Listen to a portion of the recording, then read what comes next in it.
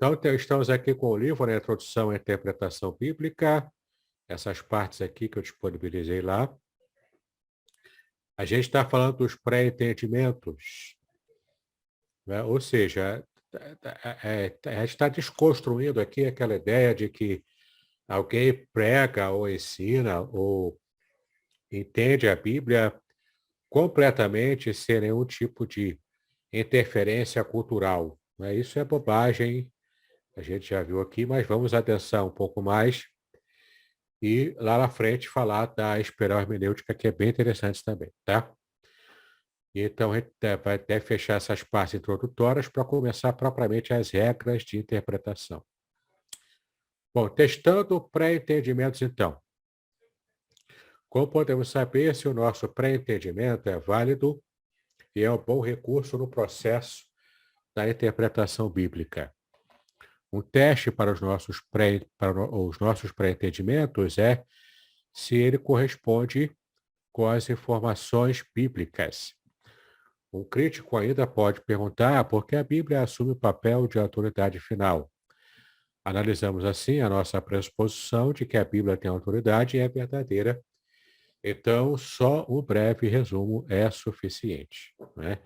Porque a gente já tem esse pressuposto, né, de que a Bíblia é a palavra de Deus, ela é verdadeira, ela representa a mensagem de Deus para a humanidade. Isso é um pressuposto.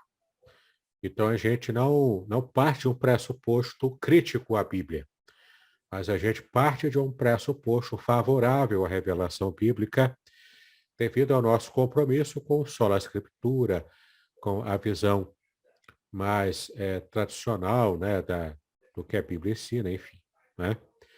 Então, a gente está lidando aqui com pressupostos que são adequados a uma boa interpretação da Bíblia. A gente tratou isso aqui desde a aula passada, né? Acreditamos que devemos iniciar com certas hipóteses que testamos e tanto aceitamos quanto rejeitamos também algumas áreas, né? Temos que avaliar as provas das afirmações cristãs à luz de todas as reivindicações de verdade alternativas, né? Então, nesse mundo que a gente está vivendo, a gente tem vários apelos de verdades, vários apelos de entendimentos e de pressuposições, né? E a gente, então, tem que saber escolher, rejeitar algumas pressuposições antibíblicas e escolher as que são propriamente bíblicas, para que a gente possa, então, compreender o que, de fato, a palavra nos ensina, né? E daí tirarmos realmente proveito para o nosso estudo, a nossa leitura bíblica, até para a nossa vida espiritual. Acreditamos que essa abordagem estabelece a viabilidade e a defensibilidade da fé cristã histórica, tá bom? Então, a gente precisa buscar essa alternativa de uma pressuposição, de um pré-entendimento que nos favoreça essa compreensão da fé histórica defendendo a nossa fé, tá bom? A gente, portanto, não vai, de modo algum, assumir uma posição crítica à Bíblia. Bom, um pré-entendimento cristão, portanto, nós não estamos aqui com a mente como tábula rasa, né? A gente está chegando, sim, com esse pressuposto, com esse pré-entendimento que é comprometido. Nós temos um comprometimento. E isso não nos faz sermos tendenciosos. Na verdade, não. Isso nos habilita, na verdade, a termos uma compreensão da Bíblia como de fato ela foi produzida, como de fato ela foi trabalhada pelo próprio Deus para que tivesse proveito para nós. Então, como intérpretes responsáveis, buscamos usar todos os métodos racionais que nos capacitarão a entender o sentido correto dos textos bíblicos. Mas no que se refere a julgar o sentido e a importância teológicos desses textos, temos que ir além do nosso método analítico. Apesar de compartilhar muitos métodos críticos com historiadores seculares, nós o fazemos com o nosso próprio pressuposto da importância dos documentos que estamos estudando. Isso aqui vai servir como uma espécie de antídoto contra o veneno da pós-modernidade, né, dessas tendências terríveis da pós-modernidade e, especialmente, também dos postulados da teologia liberal, que tanto mal fez a Europa, a humanidade, de modo geral, mas especialmente a Europa. A Europa foi o berço da teologia liberal e olha onde chegou, não é? Então, nós usamos esse pressuposto cristão, pré-entendimento cristão, como um antídoto para que a gente não entre nesse tipo de caminho sem volta, não é? Os historiadores antropólogos e sociólogos seculares podem ver a Bíblia somente como uma coleção de textos religiosos antigos, não deixa de ser também, não é? A Bíblia, de fato, é uma coletânea de textos religiosos antigos, e você precisa estudar a técnica para entender esses livros antigos. Tratá-la desse modo, como geralmente ocorre no meio acadêmico, não tende a levar a conclusões válidas a respeito do valor religioso ou da importância da Bíblia. Então, a gente não pode perder esse pressuposto, o pré-entendimento, o pressuposto da fé cristã no nosso estudo, na nossa abordagem bíblica. Na verdade, os resultados podem parecer estéreis comparados àqueles dos cristãos que creem, o que explica frequentemente a aversão que tem a especialistas, né?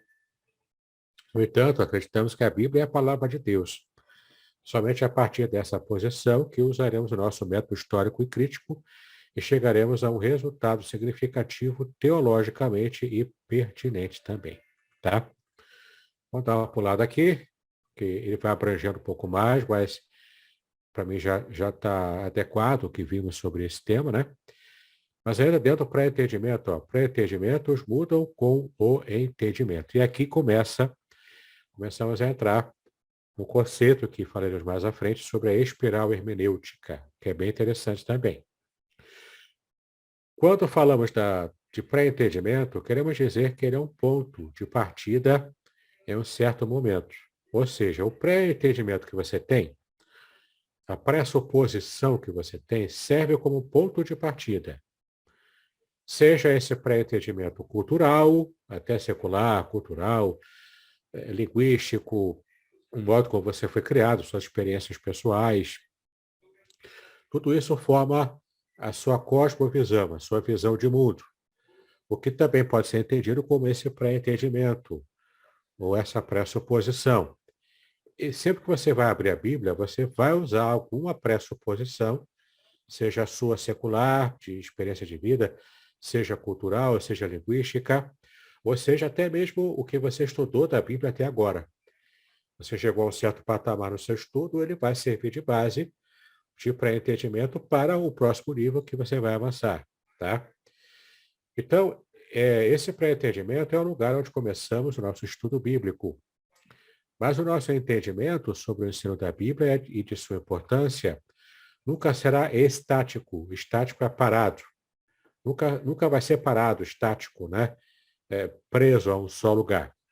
E nem deve ser, na verdade. Né? Se estivermos crescendo como cristãos em nosso entendimento espiritual, graças ao nosso envolvimento com a Bíblia. O intérprete aborda a Bíblia com perguntas, preconceitos e pré-entendimentos que surgem da sua situação pessoal. Inevitavelmente, esse pré-entendimento influencia a resposta que ele obtém. Contudo, o seu pré-entendimento está sujeito à revisão como consequência do seu estudo honesto e guiado pelo Espírito Santo. Então, se você chegou a um patamar de estudo bíblico agora, e você se sente confortável, satisfeito com ele, mas se você avança nos seus estudos e tem que desconstruir algum entendimento prévio que você teve no seu próprio estudo bíblico, mas no nível anterior, tenha coragem de reconstruir o seu conhecimento. Mesmo que você tenha publicado livros, por exemplo, você pode publicar um novo livro ou publicar uma nova versão do livro anterior, atualizando isso que você descobriu. Foi o que aconteceu recentemente com o Franklin Ferreira, né? O Dr. Franklin Ferreira. Ele escreveu a sistemática dele, que a gente está até usando, né, para quem está estudando comigo bibliologia, está estudando a sistemática dele também. Mas ele tinha um entendimento de que Israel falhou na sua missão até de salvação do mundo, né? Na sua missão que Deus havia dado, escolhendo Israel lá no passado.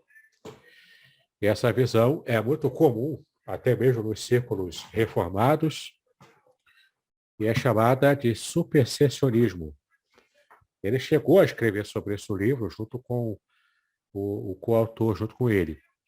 Mas então ele teve um novo entendimento, teve alguma experiência, inclusive lá em Israel, e recebeu um insight. Esse insight fez com que ele mudasse e se encaixasse dentro de um movimento mais atual, do qual eu também acredito, faz parte, que é o movimento de você voltar a reconhecer o papel de Israel, até mesmo nas questões escatológicas, né?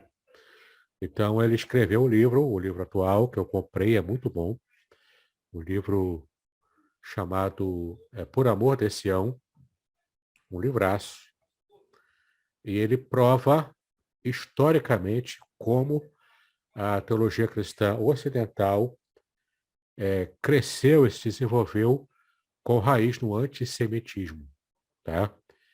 E é uma denúncia que ele faz.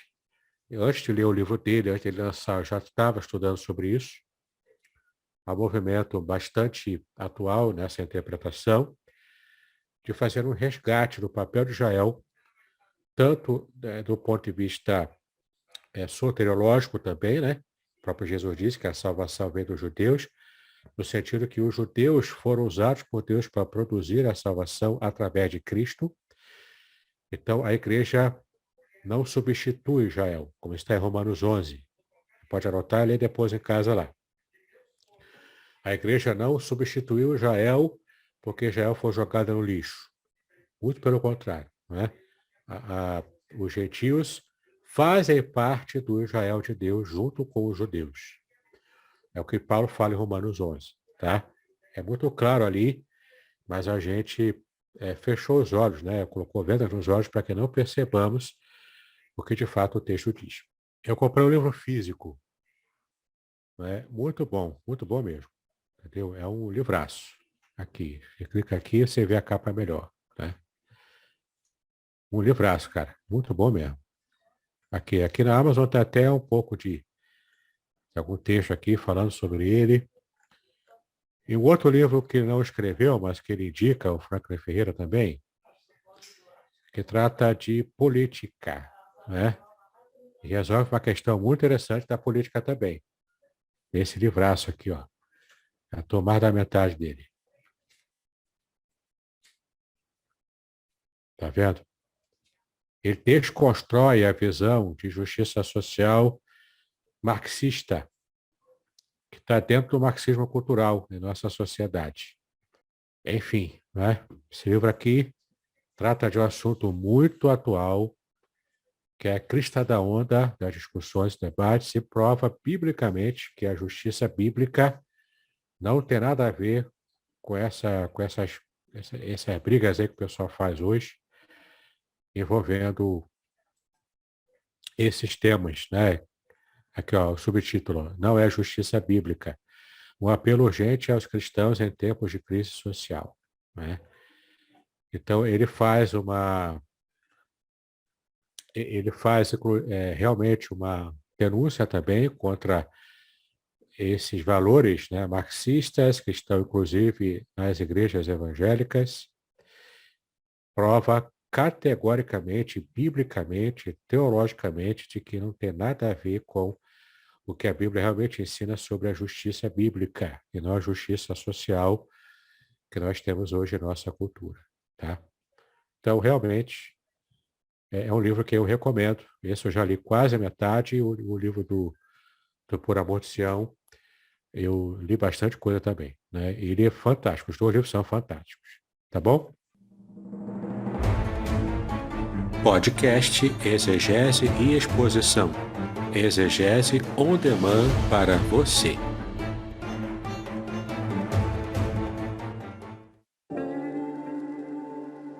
Shalom! Aqui é o Davidson Pignon. e eu ajudo pastores e líderes cristãos a fazer estudos bíblicos na igreja sem ter problemas com interpretações bíblicas erradas. Então, se você está pensando em compreender a sua Bíblia com segurança, não deixe de assistir a mais conteúdos como este aqui neste canal. Bom, então onde eu parei aqui? Quando falamos de pré-entendimento, queremos dizer que ele é um ponto de partida em um certo momento. É o lugar onde começamos o nosso estudo bíblico. Mas o nosso entendimento sobre o ensino da Bíblia e da sua importância nunca será estático. Nem deve ser, se estivermos crescendo como cristãos em nosso entendimento espiritual, graças ao nosso envolvimento com a Bíblia. O intérprete aborda a Bíblia com perguntas, preconceitos e pré-entendimentos que surgem da sua situação pessoal. Inevitavelmente, esse pré-entendimento influencia a resposta que ele obtém. Contudo, seu pré-entendimento está sujeito à revisão como consequência do seu estudo honesto e guiado pelo Espírito. O estudo bíblico, se for buscado com responsabilidade, influencia o intérprete, né? Então, se for buscado com responsabilidade, ele influencia o intérprete. O texto interpreta o intérprete, que se torna não apenas o sujeito que interpreta, mas também o objeto interpretado. Isso é legal, né? Porque o texto bíblico também interpreta a gente. Ou seja, ele influencia a gente, de modo a mudar a nossa cabeça, né? Como Paulo escreveu em Romanos 12, né? Mudar a nossa forma de pensar pela renovação do nosso entendimento, né? Isso a gente consegue com a Bíblia. Declaramos esse objetivo como o que temos na condição de intérprete. Desejar um pré-entendimento que sempre cresce orientado pela Bíblia, que nos capacita cada vez mais a ter descobertas válidas sobre o sentido dos textos, tá? Então, quando você vai para o texto bíblico, fazer a sua exegese, fazer a sua interpretação, você, primeiro, não está indo como tábula rasa, você leva os seus pré-entendimentos para ela. E também você pode usar o próprio pré-entendimento anterior do seu estudo bíblico e pode, quem sabe, atualizar quando você faz um estudo bíblico mais profundo. Daí a importância da exegese e do estudo das línguas originais. Depois que eu aprendi hebraico, o nível que eu já alcancei de hebraico muda radicalmente o modo de entender tanto o Antigo quanto o Novo Testamento. Muda radicalmente. Entendeu?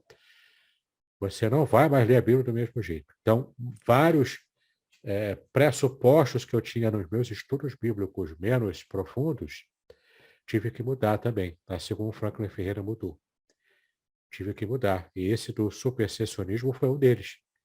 Eu chegava a ensinar supersessionismo, cheguei a pregar sobre o supersessionismo, mas agora não prego mais. Agora eu prego contra essa teoria. Por quê? Não tem base bíblica. O meu estudo um pouco mais profundo, usando a língua hebraica, me fez entender que esse é um ensino errado, tá? E, de fato, ele foi completamente inspirado numa visão, preconceituosa contra o judaísmo, né? Antissemita. E existe ainda hoje o antissemitismo evangélico, infelizmente. Bom, este processo levou alguns intérpretes a falarem de um círculo hermenêutico, ou melhor dizendo, uma espiral hermenêutica, tá? Acreditamos que essa é uma analogia útil. Todo intérprete começa com um pré-entendimento. Depois de um estudo inicial de um texto bíblico, usando então todas as táticas e recursos disponíveis, e como resultado da ação do Espírito Santo, o intérprete descobre que o texto realizou mudanças em seu entendimento.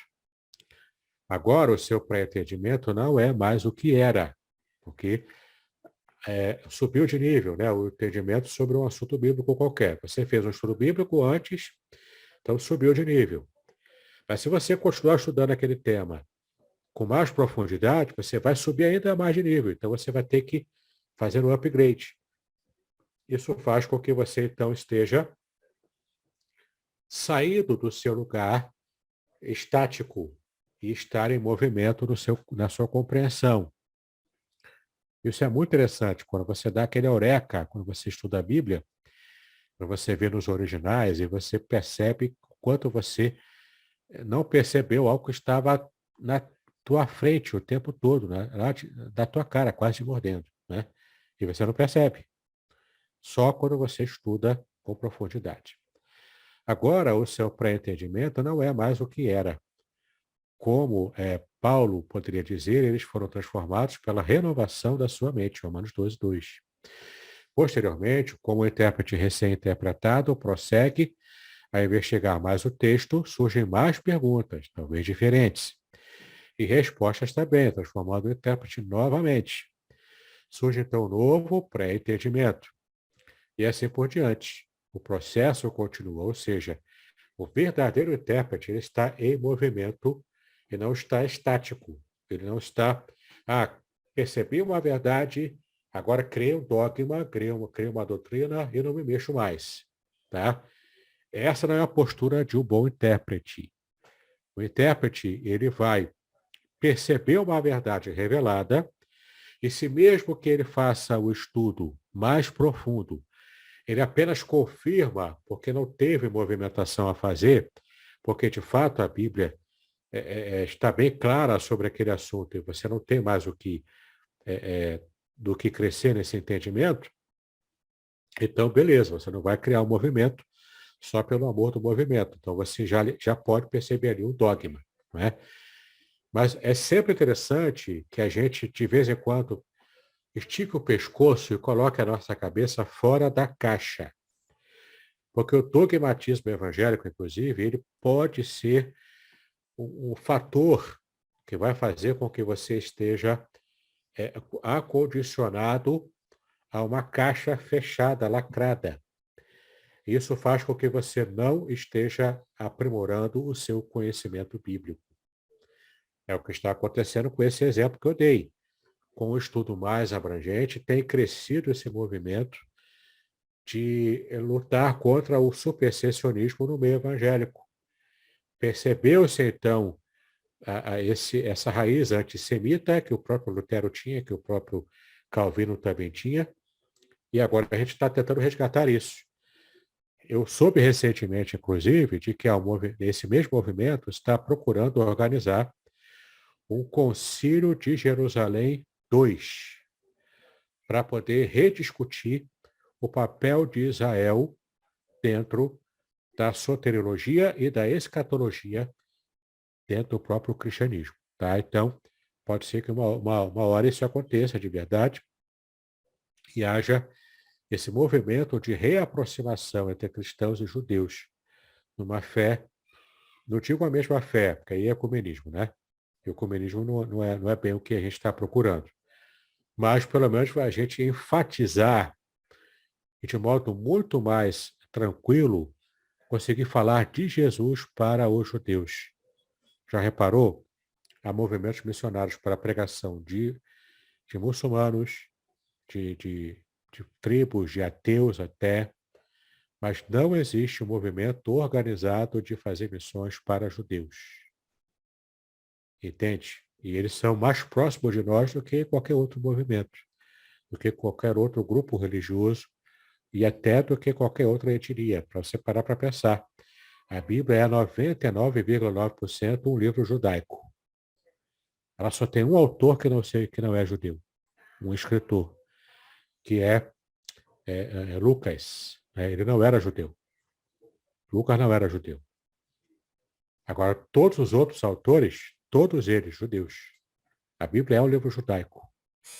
E a gente perde muito quando não consegue entender o que a Bíblia ensina sobre até mesmo as questões culturais e linguísticas, né, do próprio judaísmo. O Novo Testamento tem um novo sabor quando a gente começa a resgatar isso, tá? Muito bem. Então, surge um novo pré-entendimento e assim por diante o processo continua. O intérprete não segue simplesmente dando voltas em círculos, né? Não é o menino que fica rodando, como a música que a gente ouviu. Não é o menino que fica rodando lá, né? Enfim. Mas este não é um círculo vicioso. Este é, em vez disso, uma espiral progressiva de crescimento no modo de entender. o sentido do texto não mudou, mas em vez disso a mudança aconteceu na habilidade do intérprete de entendê-lo de forma mais adequada e aplicá-lo de maneira mais eficiente. Aí você tem um gráfico aqui, ó. Vê que é uma espiral, né? Começa pequeno, aí você vai ao texto bíblico, depois você vem aqui para o seu pré-entendimento e muda ele um pouco. Aí você volta para o texto bíblico, ele já está aumentando, ó. A espiral está aumentando. Vai para o texto bíblico, tem um novo entendimento, muda aqui no seu pré-entendimento. Aí volta para o texto bíblico e vai rodando, ó. Na espiral, não no círculo vicioso. Entendeu? Então, se você quiser atualizar a música que nós ouvimos aqui, não é Deixa o Menino Rodar, mas é Deixa o Menino Espiralar, não é? E você vai, em pouco tempo, deixar de ser menino. E vai se tornar, na espiral hermenêutica, um intérprete maduro, abençoado e também abençoador. Ok? Ó. À medida que aprendemos mais a partir do nosso estudo da Escritura, alteramos ou ampliamos o nosso pré-entendimento de maneiras mais ou menos fundamentais. É possível o calvinista se tornar arminiano e vice-versa. O complementarista pode até se tornar igualitarista. O mesmo o dispensacionalista pode adotar a teologia das alianças. Ou vice-versa. Eu já fui dispensacionalista, por incrível que pareça. Hoje eu sou aliancista. Mudei. Entendeu? Basicamente, esse processo descreve a natureza de todo o aprendizado verdadeiro. Ele é interativo, progressivo e contínuo. Tá? Quando o cristão estuda a Bíblia com a mente e o coração abertos, ele interage com os seus textos e com o seu autor, né? Que no caso aqui é Deus. E, em consequência, com o passar do tempo, eles ampliam o seu entendimento. Ele passa a conhecer mais de Deus, da sua palavra, e o processo de transformação continua. E ainda que o leitor suponha que a palavra de Deus pode transformar somente o entendimento das pessoas, insistimos que Deus usa o nosso entendimento, que surge para transformar o nosso comportamento, a nossa atitude e a nossa ação, de modo que amemos a Deus e ao nosso próximo como Deus deseja. Tá? Então, isso aqui é um corolário também daquele princípio até antigo, né, e muito simples, que a gente sempre fala, né, de que a gente precisa estar sempre em contato com a Bíblia para que a gente possa crescer. E a gente vai aprendendo a colocar, inclusive, na prática o que aprendemos da Bíblia. Que esse é também um defeito muito grande da nossa visão ocidental. A gente quer enxergar a Bíblia apenas assentindo na fé cristã, como se fosse apenas esse assentimento teórico, essa afirmação de doutrinas bíblicas já cristalizadas. Não é? Em parte, isso aí também faz parte da nossa fé cristã. Mas é muito mais do que isso. A gente precisa aprender com a mentalidade oriental nesse ponto. O pessoal do Oriente Médio coloca em prática. Não é apenas um estudo ou um movimento intelectual, filosófico, teológico. Não é. É para se colocar em prática. Tá? Por isso que a Bíblia se torna a nossa suficiente regra de fé e prática. Fé em termos de confiança, em termos de aceitarmos as doutrinas bíblicas e, claro, sempre ampliando o nosso entendimento quando necessário. Isso quer dizer que você vai, de vez em quando, ter que mudar um entendimento para poder se encaixar com a verdade bíblica que sempre esteve lá, mas que você nunca enxergou com a clareza que você pode chegar hoje. Tá? Acreditamos que Deus revelou a verdade da Bíblia e parece razoável também propor que Ele nos fez capazes de compreendê-la, ou pelo menos parte dela. Além disso, acreditamos que devemos buscar a mensagem de Deus quando lemos a Bíblia, não simplesmente a nossa própria leitura dela. Assim, mesmo que inevitavelmente tragamos o pré-entendimento aos textos que buscamos interpretar, isso não significa que não possamos descobrir o sentido que o texto pretende transmitir. Particularmente, se o nosso objetivo for descobrir o sentido que os textos traziam na época em que foram escritos, teremos alguns critérios objetivos para validar nossas interpretações, tá? Então, a primeira tarefa do bom hermeneuta é ir para o texto e estabelecer com segurança, usando as técnicas de interpretação, o que o autor original quis dizer quando escreveu certa passagem bíblica e o que os seus leitores originais também entenderam quando receberam a mensagem. Só depois desse entendimento ficar concreto, objetivo, seguro na mente do intérprete do século XXI, só depois disso é que vai fazer a ponte. Vai perceber qual o princípio bíblico geral e fazer a ponte para hoje, tá?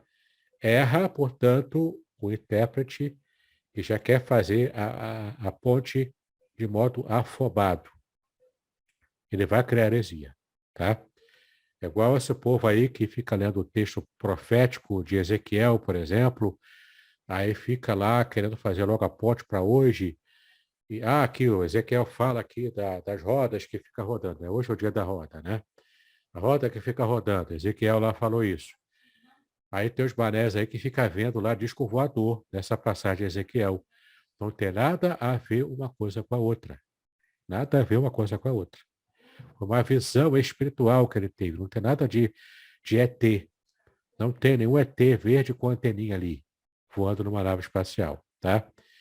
Professor, mas é tão Diga, difícil Flávia. combater, é difícil combater esse tipo de fala, né? Porque quando você pensa que não, tem um grupo que está pregando uma coisa pior. E Pois aí, é. assim, eu tenho lido, né, os livros, né, para os trabalhos desse semestre, e assim, eu não tinha o costume, né, de muita leitura. E Sim. eu fico assim, agora refletindo, gente, só vai acabar mesmo quando Jesus voltar, porque até assim, essas questões doutrinárias, parece que Isso. as pessoas ficam cegas. É. E o que qualquer coisa que oferecem, elas acham que é de Deus, que é bíblico, É. não tem um filtro. Então, Não realmente é? eu fico, você falando, eu estou pensando aqui, acho que não vai ter um fim. Sempre tem uma coisa que alguém tenta criar nova para atrair as pessoas em nome de Deus. É. Especialmente você que está começando agora, como você, Flávia, está começando agora a estudar, né? Então, você pode ter a ilusão, estou estudando agora, então já sei tudo, né? Já estou pegando tudo aqui. Não tá. Só no final do seminário que você vai entender que quase acabando, você nunca entendeu nada. Entendeu? Tem que continuar estudando mesmo depois do seminário. Na verdade, você só vai aprender certas matérias depois que terminar o seminário. Eu só fui aprender de fato hebraico e exegese, que eu sempre tive um amor platônico na época que eu estudei o seminário, mas é muita matéria junta, não tem tempo de aprofundar. Só fui aprofundar de verdade quando eu saí do seminário, terminei. Depois de alguns anos, eu tive tempo, pude investir tempo e também dinheiro comprando material para agora poder dar aula de hebraico e de exegese, entendeu? Jean, você quer falar, filho? Fala aí. Então, pastor, o senhor falou aí do texto de Ezequiel. É, uma passagem muito que as pessoas pregam muito é sobre Jeremias 18, né? O vaso e o olheiro.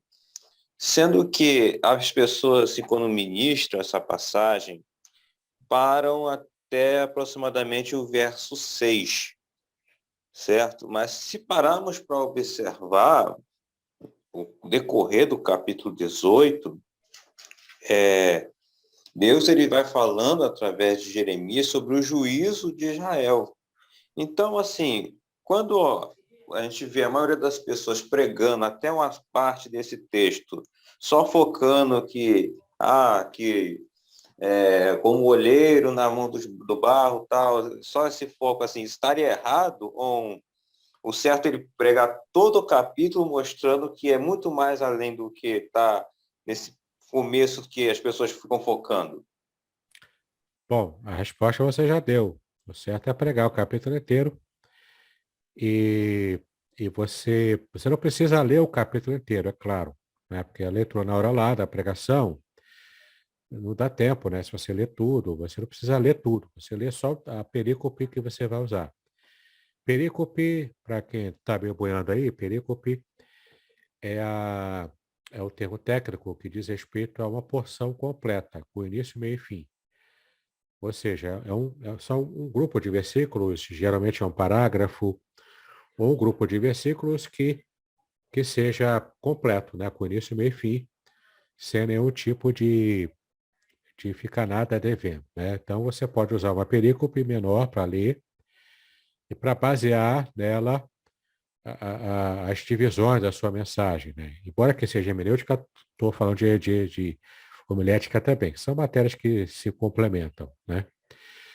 Mas quando você vai estudar para se preparar para a pregação, você vai considerar o capítulo inteiro, entendeu?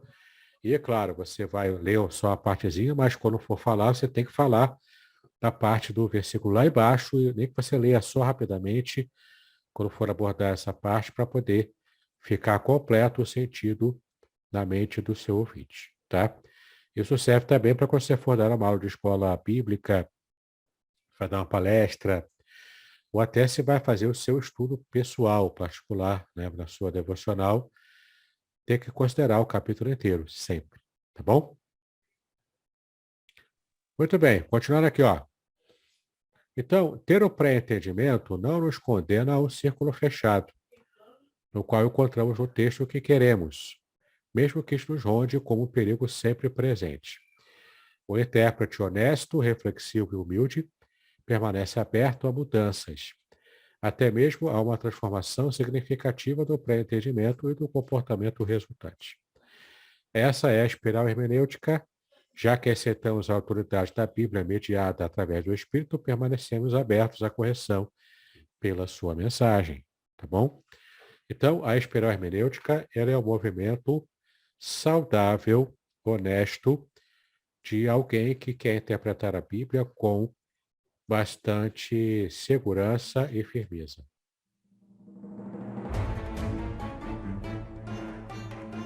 Muito bem, agora o que eu gostaria de ver é a sua participação. Entre em contato comigo, compartilhe a sua experiência comigo e quem sabe até se você enviar em formato de áudio, eu possa aproveitar a sua experiência para apresentar no próximo episódio do podcast Exegese e Exposição. Eu sou Davidson Pignon e eu ajudo pastores e líderes cristãos a fazer estudos bíblicos da igreja, sem terem problemas com interpretações erradas. Se você então está pensando em compreender a sua Bíblia com segurança, não deixe de assistir a mais episódios como este aqui. Então, assine o canal, acione o sininho, curta, comente e também compartilhe. Ajude-me a ampliar o alcance com estudos bíblicos de qualidade na internet. Que Deus abençoe os seus estudos, paz e bênçãos sobre a sua vida.